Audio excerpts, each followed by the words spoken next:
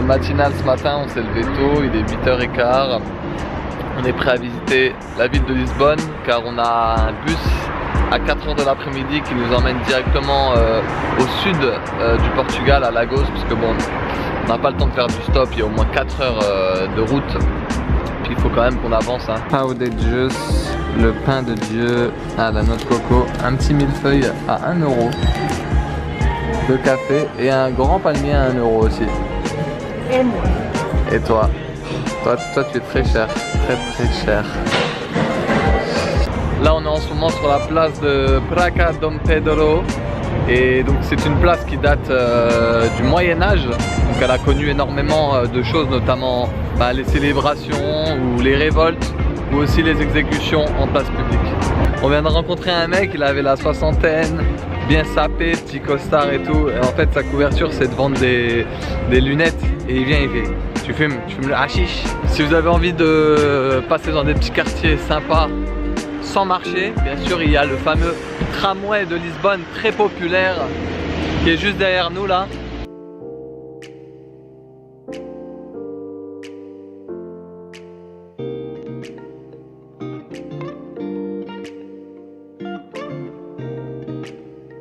J'espère que vous kiffez les nouvelles lunettes que Eve elle m'a achetées.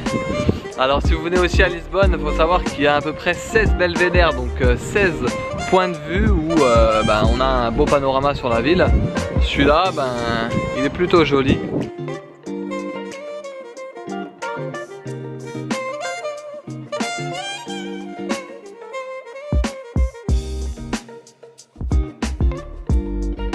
Welcome to Lisboa.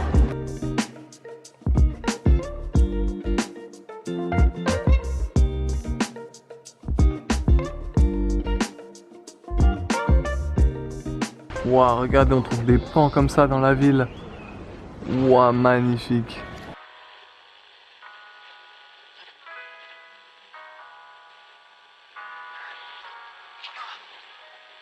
Alors bien sûr, si vous venez à Lisbonne, vous devez essayer l'expérience portugaise, le beignet de morue au fromage de Serra, avec un vin du coup de Porto.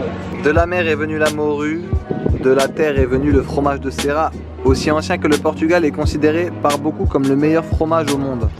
Calmez-vous les Portugais, meilleur fromage du monde, on va pas être copains. Allez, c'est l'heure de goûter. Okay, let's find out if it's the best cheese in the world.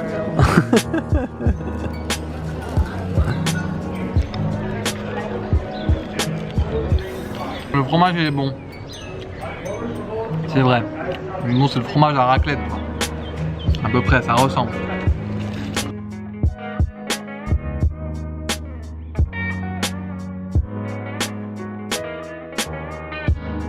Comme à Porto, à Lisbonne, il y a beaucoup d'églises, de cathédrales, de monastères. Il y en a un que vous devez voir, c'est la C de Lisboa. Vraiment magnifique. Elle ressemble un peu à Notre-Dame, mais plus en pierre de style château fort.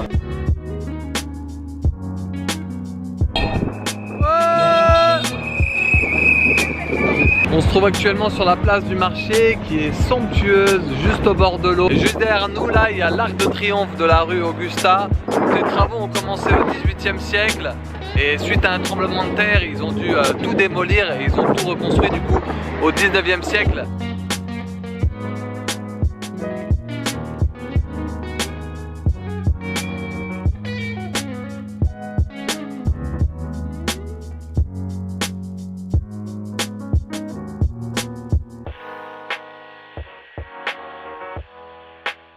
Autre chose qu'on aurait aussi voulu faire, c'est le château de Saint-Georges, qui est absolument magnifique, qui donne une vue super belle sur la ville. Malheureusement c'est pareil, il y avait énormément de monde qui attendait, et puis c'est un audio guide qui dure plus d'1 heure, et puis on est limité par le temps. Et voilà, elle m'a copié, elle a acheté les mêmes lunettes que moi.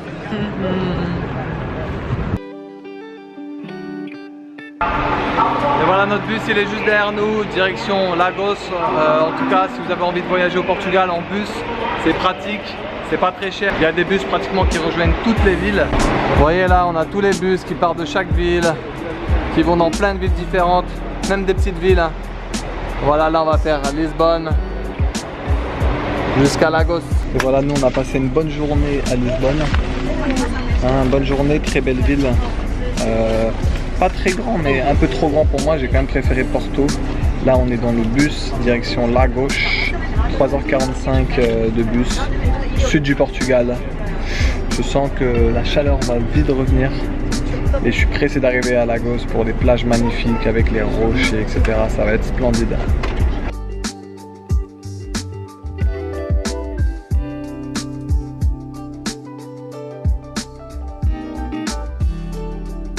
Et voilà, on vient d'arriver à Lagos, au sud du Portugal, après 3h45 de bus. Et franchement, heureusement qu'on a pris le bus, parce que si on avait dû taper le stop au milieu des terres arides où il y a juste des petits villages et tout, franchement, il n'y avait personne sur la route. T'es content d'être à Lagos? Lagos. À Lagos, pardon. On peut déjà voir qu'il y a des ruelles bien sympas, avec déjà des petites églises.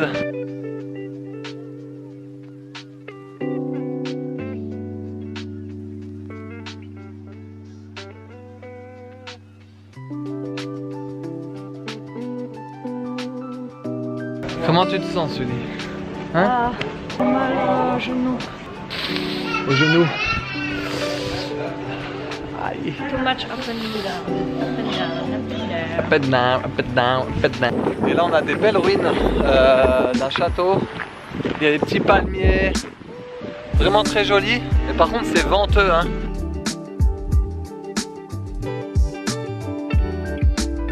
Derrière moi, il y a le fort da Ponta da Bandeira. Et c'était dur à dire. Et c'est un fort qui date du 18e siècle. Donc, bien sûr, vu que c'est une ville côtière, il y avait toujours des forts qui étaient construits pour protéger la ville. Et en fait, c'était le fort le plus avancé de tout le sud du Portugal à l'époque.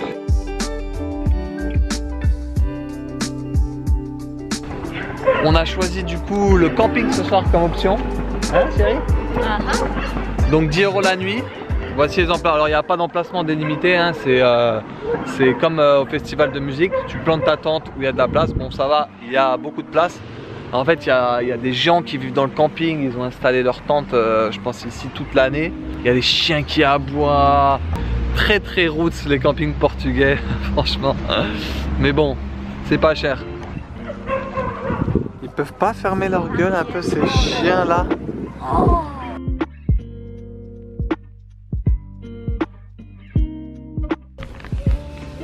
Good morning. Oh non, maman, non, caméra. Oh, t'es belle. On réveille tranquille. Oh, tranquille. Les chiens ils courent. Ils foncent sur notre tente. C'est génial. Je me suis réveillé à 4 h du mat. Il y a deux anglais, deux potes anglais bourrés qui se sont tapés sur la gueule. Oh! Get out. Ça y est, le soleil a sorti le bout de son nez. Evelina, elle prépare les petits sandwichs qu'on vient d'acheter au supermarché. On est sur la plage de Dona Ana, l'une des plus belles plages de Lagos avec ses pitons rocheux, ce qui rend la plage vraiment exceptionnelle.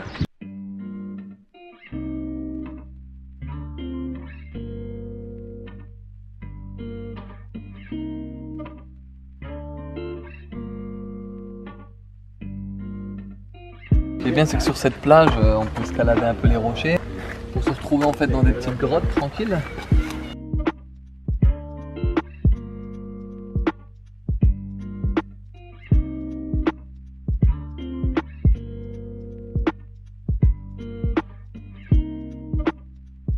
Ce qui est bien, c'est que toutes les plages sont reliées en fait par les rochers. Il y a un chemin directement via les rochers pour atterrir sur l'autre plage.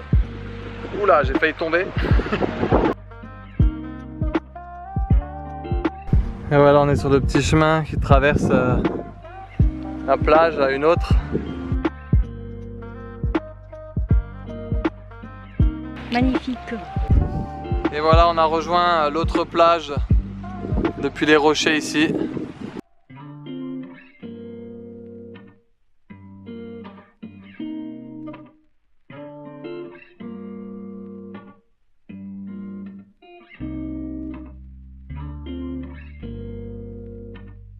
Ça c'est des escaliers portugais, alors ça commence mal, ça finit bien.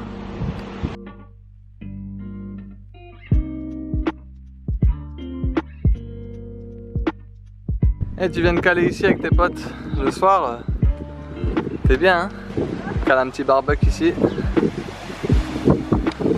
Et voilà, on a récupéré les gros sacs, on quitte la ville et on va aller faire du stop pour rejoindre Benagil, une autre petite ville avec une plage magnifique à peu près 40 km en voiture. Mais avant de quitter la ville de Lagos, 3 petites anecdotes sur la ville que je vous ai pas dit. Il faut savoir que la ville a plus de 2000 ans. Il faut savoir aussi que la ville au tout début, en fait elle servait à recruter des Gaulois pour combattre les Romains qui venaient du coup envahir un peu le Portugal. Et aussi c'est la première ville en Europe qui a accueilli les esclaves noirs. Il faut savoir qu'on est au mois de mai, il n'y a pas énormément de gens, mais quand même pas mal de touristes aussi à la fois. Il y a moyen de trouver des petits coins de plage tranquilles, mais c'est quand même une station balnéaire. Il y a beaucoup d'Américains, beaucoup d'Anglais, beaucoup de touristes, les familles avec les enfants, donc c'est pas non plus un endroit super sauvage ici à Lagos. Donc je pense que si vous venez au mois de juillet, août, et ben ça doit être blindé en fait.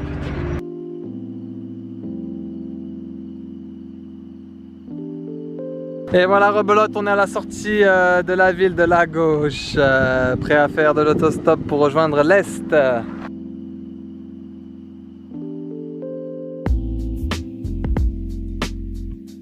On nous a déposé à Portimao, à peu près 15 km plus loin de Lagos.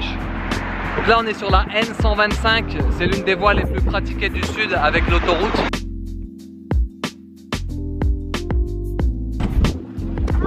Hi, how are you? Lagoa or Benagil? Yeah? Lagoa? Thanks. Perfect, thank you.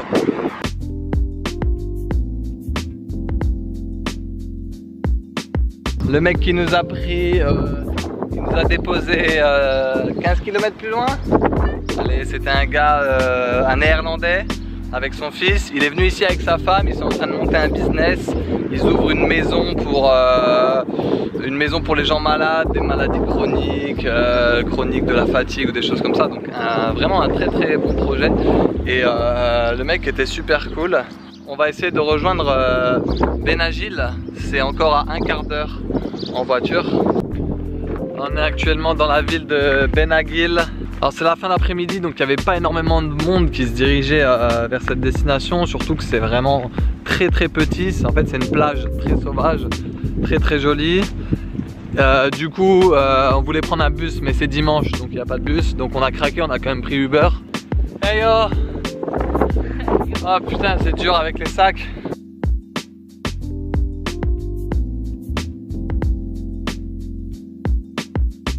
Alors en marchant un peu plus sur la gauche, on tombe sur cette énorme grotte avec une vue magnifique.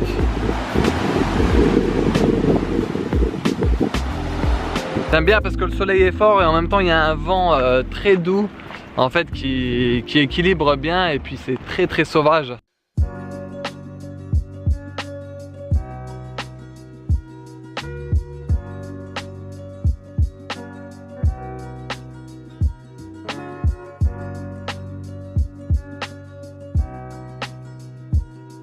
Même si le sac est lourd, franchement c'est pas grave. La marche est tellement belle qu'on sent plus rien de toute façon en fin de journée.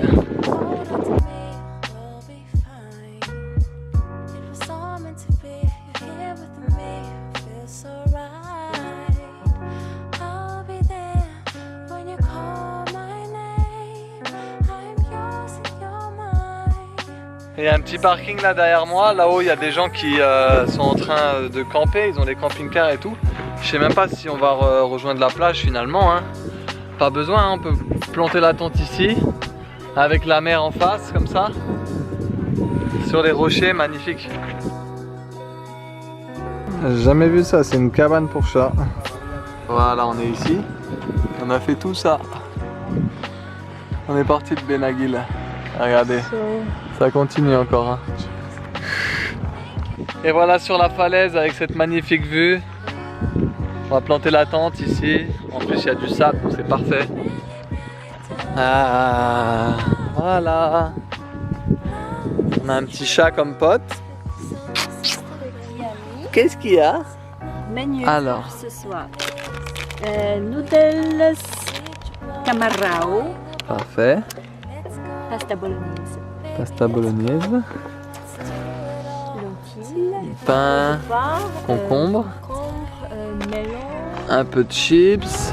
Du melon. C'est parfait. Le chat il va tout bouffer. Bien sûr, petit but à gaz. Et avec la petite pince s'il vous plaît. Hop là. Evelina elle a sorti les sardines, alors là c'est foutu. Le Cats il devient fou.